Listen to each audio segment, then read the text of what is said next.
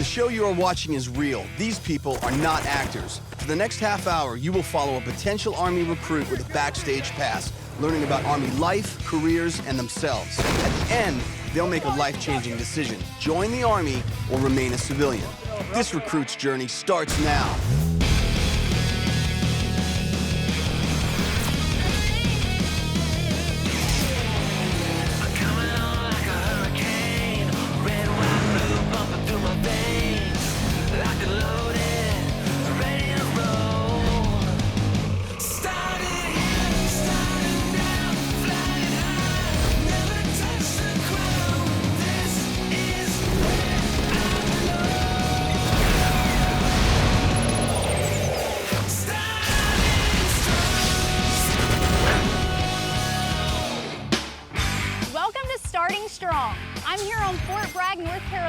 Where you'll find a unique breed of soldier, the Civil Affairs Specialists, or 38 Bravo.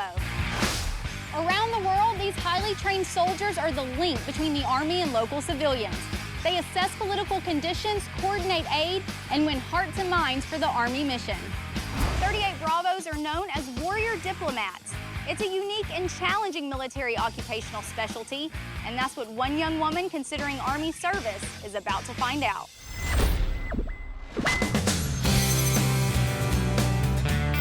I am Alana Minjae. I am 33 years old and I am from Marquette, Michigan. I went directly after graduating from college into the Peace Corps. My passion lies in working in disaster relief. When I'm not running around in third world countries, I like to go backpacking. I played college level hockey. I'm working on my master's in sustainable development. I'm a Jill. I'm a Jill of all trades. I have a lot of different opportunities. I'm not locked into the Army. The Army right now is the most exciting thing I have in front of me. I mean, you don't want to end up like going to war or whatever. Well, not everybody goes to war. There's a lot of different positions. It's another way to volunteer, like in the Peace Corps. My interest in the Army lies mostly with helping others. I mean, that's what I've been doing. I've been chasing disasters. So this time, I could not just be a volunteer, but I could actually make a career out of volunteering. Whenever I'm actually in town, this is where I go. Good choice, good choice. Yeah, if I joined the Army, I feel like my friends would say that I'm selling out. They would probably find me to be like a traitor to their belief system. I would say, generally speaking, nobody would want me to join the Army. My Peace Corps friends, my graduate school friends, what do you think? I have mixed feelings. I think of a soldier as someone who fights, who takes orders to kill people. And I'm uncomfortable with that. You know, the military is called the service. Service to me sounds like it should be about helping people, not killing people. Yeah, that does worry me. But you hear about the Army going to Haiti. Yeah. And I really want to get involved in disaster relief. It's not because I want to run around and shoot guns. If I join the Army, what I'm worried about is the stereotypical combat situations, but the Army also has really strong ethics and morals that I have a great respect for. Hey Alana, I'm Staff Sergeant Kristen King. How are you? Good. So tell me, why are you interested in joining the Army? I'm interested in the experience and the training that the Army has to offer. Well, there's definitely a lot of experience and adventure to be had. We're going to take you to Fort Bragg, pair you up with a civil affairs unit, and at the end of your time there, you have to make a decision: remain a civilian or join the Army. What do you think? Let's go.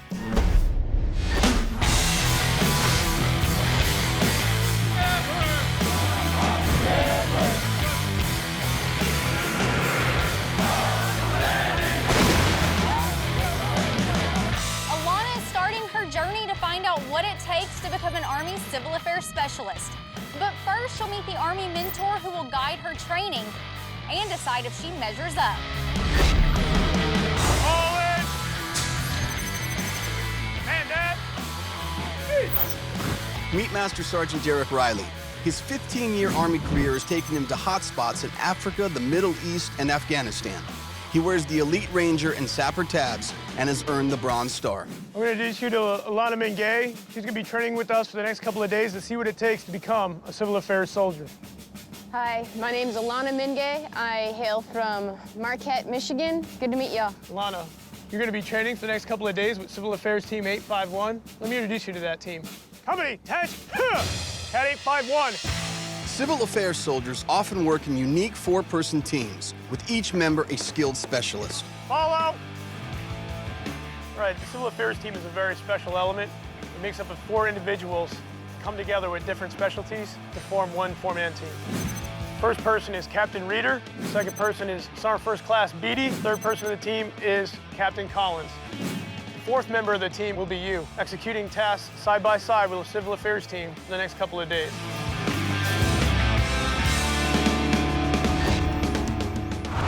Alana's first challenge will be a realistic civil affairs training mission. Civil affairs teams often wear civilian clothes when interacting with local people. Welcome to Freedom Village, a simulated town where civil affairs teams can test their skills in real-world training scenarios. All right, Alana, welcome to your first challenge. I understand you've received no formal training, but your task is to basically identify the key influential leader in that village and conduct an initial village assessment. In this exercise, the team is sent to check out a village that has been hit by a flood to see if and how the Army can help. Alana better be a fast learner because she's been named team leader. ¿Ninguno de ustedes habla, no? ¿No? No, español. disculpe. ¿Usted habla español? Sí, yo puedo hablar en español. The team is met by trained Army role players acting as the village mayor and his bodyguard. ¿Cuál es tu nombre? Mi nombre es Alana. Alana, mucho gusto. Mucho gusto, un Raúl, placer. ¿Cómo se llama usted? In a 4-man civil affairs team, normally everybody's contributing, but in today's key leader engagements, we put the specific constraint on her to have the rest of the team not contribute in any way so that she could feel a little bit more of the pressure of the situation. I can show you a piece of land that we actually have major problems with. I think my past experience working overseas and working with different cultures will be an advantage in some aspects, but I am always nervous before you walk into a village. As team leader, Alana has the responsibility of representing the Army, the Commander-in-Chief, and the American people in what may be the first contact with a foreign leader. This is where we had our crops, so this is how we survive, and now we can survive. Ayuda. I would like to see how many different ways we could help you. Well, let me show you. I would like to see, yeah. Yeah, I'll show you. I have been to communities where they see you and they say, oh, you're an American, give me lots of stuff. Give me, I need this, we need this, nobody's helping us. And when you dig deeper, they've got a hidden agenda. We want to know if you guys are going to help us. Yes or no, that's all we need to know. So, if you guys can help us out with something. Are you guys going to help us out? Algo. Can you help us out? I think we can. Well, we need a generator, we need some Hold medicine. on. We have to look around and we have to see what's going on. I didn't promise him anything. I didn't say that I was going to give him anything. He was holding something back. There was something missing in that conversation. Alana still needs to figure out what this village really needs, so she leads the team to question a group of local farmers. Buenos días. ¿Cómo está? Estamos bien. ¿Y cómo están sus niños y todos? Estamos aquí pasando necesidad como tal. En estos momentos nosotros no tenemos medicina, no tenemos hambre. ¿Y qué le dijo el alcalde? ¿Que nosotros estamos bien? Come on. Eso no puede ser. As I walked up and all the farmers were yelling at me, I was nervous. I'm trying to think, what would I do as a Peace Corps volunteer? What would I do as a military personnel? Then just what would I do? Solamente el único que nos ayuda aquí es el fuerte. Y aquí el fuerte es que nos está dando el sustento. Alana, you have a medic that you can utilize. If you want to offer them hasty medical services, you're allowed to do it. Y por favor, tiene esposas, tiene niños. Sí, tenemos mujeres y Traigan tenemos ellos niños. primeros para ver el médico. Okay. ¿Está bien? Okay. Okay. Bueno. All right, Alana, after assessing the engagement that you just conducted, considering you had no formal training in this whatsoever, I think you did a very good job. You kept your composure, you didn't get frustrated, you did a wonderful job. I feel a lot more comfortable and confident with this task. Was a great experience, and I can't wait to see what Civil Affairs has for me next. Civil affairs soldiers are called warrior diplomats. Alana has gotten a taste of being a diplomat, but does she have what it takes to be a warrior? Right now we're at the Advanced Air Assault Obstacle Course. It's pretty much made to make you or break you. My first impression when I drove up to the obstacle course was, damn. Seriously? Up there? You have a fear of heights, do you? I fear of falling. Our task here is to negotiate 6 obstacles as a team. We can't move forward on this obstacle unless each one is completed as a team, so we have to depend on each other. As you would in any deployment, you'll complete the mission. Count 851. Let's execute. Let's go. Big jump, big jump. You got it, you got Here it. you go, big jump. Come on, Alana. All right, let's go. Over and under, over and under. There you go, the leg up. There you go. See how he's doing it? Now, Alana, throw that leg over. There you go. Some obstacles she wasn't able to accomplish them right away. She just kept going. She didn't quit. Now throw the arm over. Almost done. Good job. Yeah. Good. Good job. You got this. 3 points of contact. Take your time. You're doing great. You're almost there. Go. Good. Your belly up there. You got it. There you go. Get over. Get over. Nice. Let's go. Good. Let's go. There you go. Oh, let's go. There you go. You're halfway up already. I'm here if you need it. I was determined to get up that rope, but I didn't know if I was going to get up that rope. I'm going to need your help, though. Tag with the rope. We're all doing this together. You got it. You're good. Don't look down. Don't look around. Just look at the ladder. Thank you for reminding me. Throw a leg over. Go ahead. There you go. Put a foot down. Put a foot down. There you go. Work your way down. There you go, Alana. Good job. It's all about teamwork, right? Hell yeah. All done. Good job. Nice job. If I were to join the Army, I would love to work with these people. Thanks for helping me up that rope. No problem. I can tell that these people stand for the similar values that I do.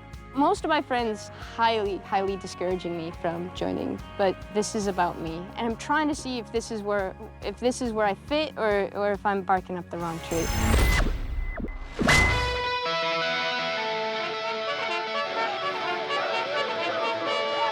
Morning comes, and Alana receives training to prepare her to lead the team in her final civil affairs exercise. Civil affairs. We're more of putting a quick plan together and start executing that plan.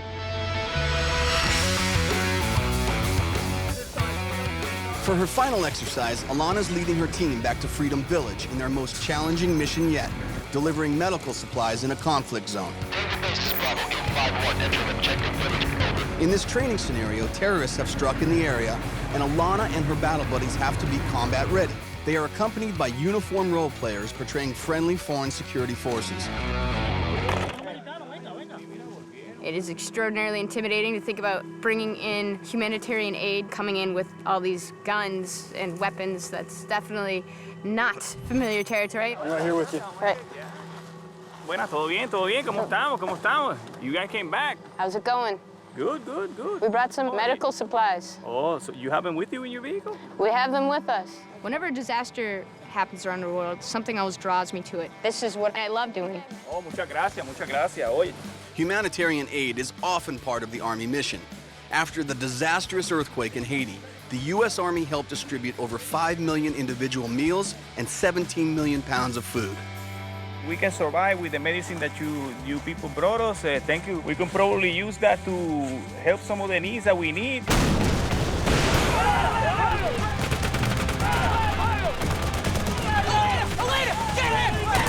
are you doing first, Alana? Let's go. Let's go.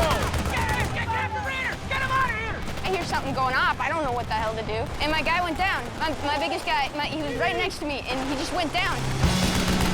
Good injury, good catch. Let's go. Let's go. Roll him over, you can't. I was thinking, like, I gotta do something about the wound, but I had to haul him out. There were still there's still shots being fired. Roll the casualty. Right now. We gotta get moving. We gotta get the casualty out of here. Get in contact. We're gonna move. Let's go. I was trying to think at the same time as doing things. That doesn't work. You gotta go. You gotta move the casualty. Let's go. Let's go. Drag him. Let's go. He's got a couple minutes to live. Let's go. He's gonna die. You've got to be joking. You've got to be kidding me. That man is gonna die because you're too weak to pull him. Let's go. See the bleed on his leg? Well, I panicked. These guys are amazing. They are highly trained soldiers. They know what to do. I turn around, they're all in these crazy positions, but you can tell. It was instant. It was instant. I didn't tell anybody where to go. Good thing, because I don't know where to put anybody. We've now been in contact for 6 minutes, and we're still at the X. We should get moving. Take it with you. Get in the front seat. We gotta go. Let's go, team leader. We don't have all day. Let's go. Let's go. Who in the hell gets to do this? They get to do this. They do this. That was one hell of an adrenaline rush. Want to do it again? Let's face it, I can give you classroom instruction all day long, but until you start drilling it like this, it's just not the same, right? Yeah. Suicide bomber IED went off inside the clinic. What did you do, though? As soon as you hit contact, you did the right thing. What did you do? I went down, I hit the ground. Exactly, you hit the ground. You immediately reacted correctly. I saw that Reader was hit, he was standing right next to me. I wasn't strong enough. I should have turned, like whoever was there, grab them and have them come down. I just wanted to haul them out, and I didn't turn and think. If I had this type of training, I could do something like this. Like, I know I could do something like this. I have a newfound respect for what the Army does and how they protect our freedoms. Alana, that was your culmination exercise. It was great having you the last couple of days train with us. I'm really looking forward to what your decision is going to be. Thank you.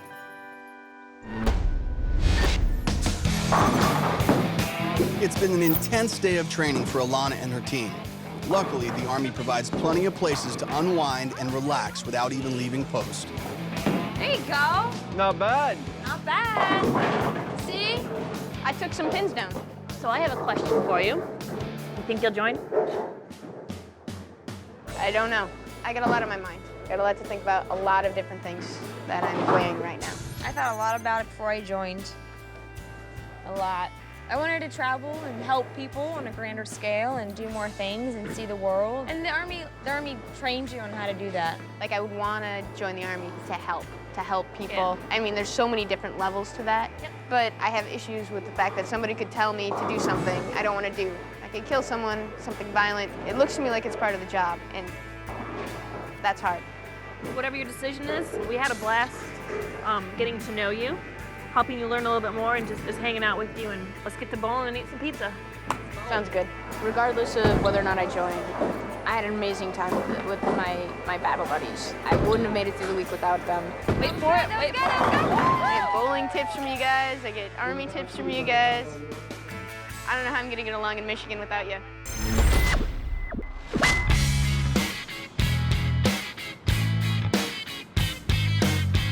From its headquarters in D.C., the U.S. Agency for International Development administers billions of dollars in U.S. foreign aid around the world.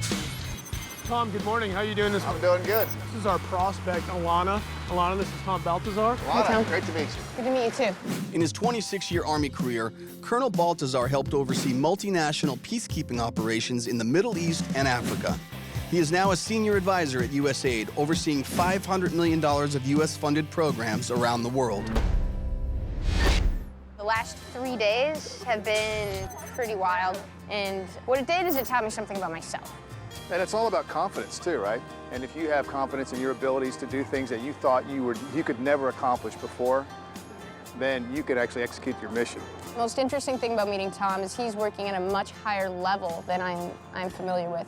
He's making decisions that trickle down and impact everything below him. Where USAID and the military really interact, where the first places they interact is in humanitarian crises. Tsunamis, earthquakes, I mean, those kinds of things. Tom has the coolest job that I can think of. Well, the other thing, too, that you'll find in civil affairs is this sense of family, of camaraderie, sense of duty. I mean, you are there for as much for your fellow soldier as you are for defending the United States. I can tell you, I felt that just being there for 3 days. Yeah, that's great. They were awesome. What I took away from my meeting with Tom was that the training that you receive in civil affairs translates really well to the outside world, and it translates well into the world that I am interested in joining. Duty, to me, is really the driving focus of everything that I've been doing for my entire career. I did 15 years in the civil affairs community, and the Army has provided me the stepping stone to be successful as I was in the Army in the civilian world. Without it, I would not be the man that I am right now. Thank you so much for meeting with me. Well, it's my pleasure, too, and I wish you all the best in your career, whatever you decide to do. Good luck. Thank you. This whole experience has been pretty out of this world. One thing I've learned throughout this experience is that the Army really is the first people on the scene after any major disaster, and that really appeals to me. I like the challenges. I like moving outside of my comfort zone. It's the only way you're going to grow. On the other hand, there's a lot of danger, there's a lot of violence, and that's something that I really have to come to terms with. At this point, I'm really struggling at making a decision. Hi, Alana. It's good to see you again. It's good to see you, too. Alana, you have had an incredible opportunity to learn what it takes to be a civil affairs specialist and see where it can get you. You were exposed to the high standards of the United States Army and what it's all about. Well, Alana, now it's time to make your final decision. Do you want to join the U.S. Army or remain a civilian? I came into this week with a few ideas of what civil affairs was about, and you guys really turned some ideas that I had on their heads. I'm impressed with the level of thought, the level of preparation that you guys put into things. I'm very, very interested in disaster relief. It's been really difficult to reconcile the use of force with the humanitarian aid. With that being said, yes, I would like to join the U.S. Army. Welcome to the Army family. Thank you. The things that the Army stands for, the values that the Army holds true, are right in line with how I try and live my own life. And I think my closest friends will stand behind me. One of the first things you learn about the United States Army that you experienced this week is we train to the standard. You have that mentality. You're so focused on, I gotta do this right, I gotta be the best. I think Alana's gonna be an outstanding soldier. She's got the right makeup for this lifestyle. Congratulations, welcome to the family. Can I go take a nap now? No, let's go train. Alana has made a bold and exciting choice to further her life goals in public service and serve her country as a U.S. soldier. For her, the adventures are just beginning.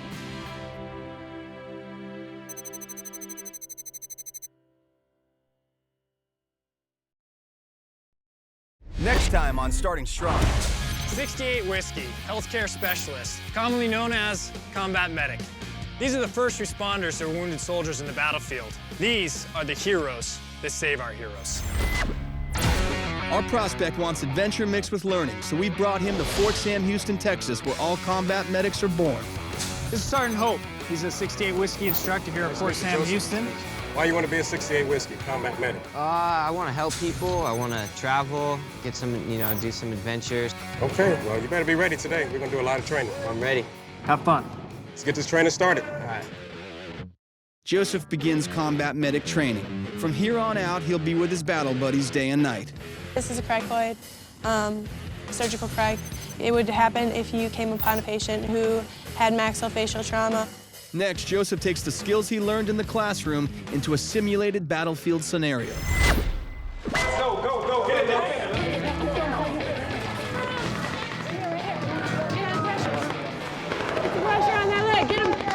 He knew what to grab right away. He grabbed that combi too. It's pretty good.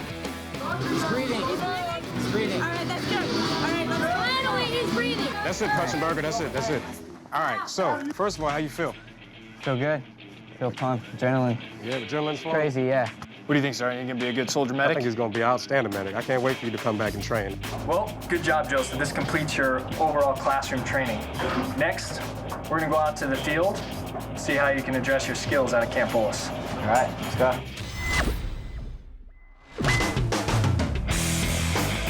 In this battlefield simulation, the combat medics must rush to the scene and move the wounded to where they can apply the skills they've learned. Watch the step, watch the step. Today, simulators are replaced with live people. Right now. Here we go. Sergeant Hope, medevac call! Roger, 9-line coming in. A platoon has just been ambushed and some critically wounded soldiers need medevac back to the FOB. Joseph is about to take the ride of his life. Let's go.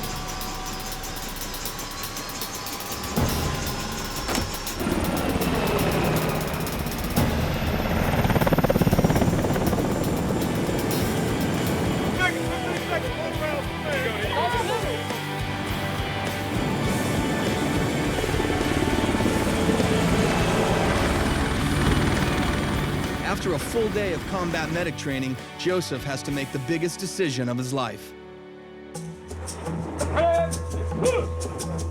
We have given Joseph all the information he needs to make his final decision. He's seen it all, experienced it up close and personal. It's time for you to make a choice, Joseph.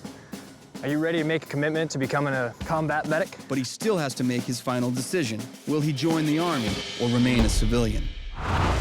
To learn more, visit GoArmy.com/starting strong.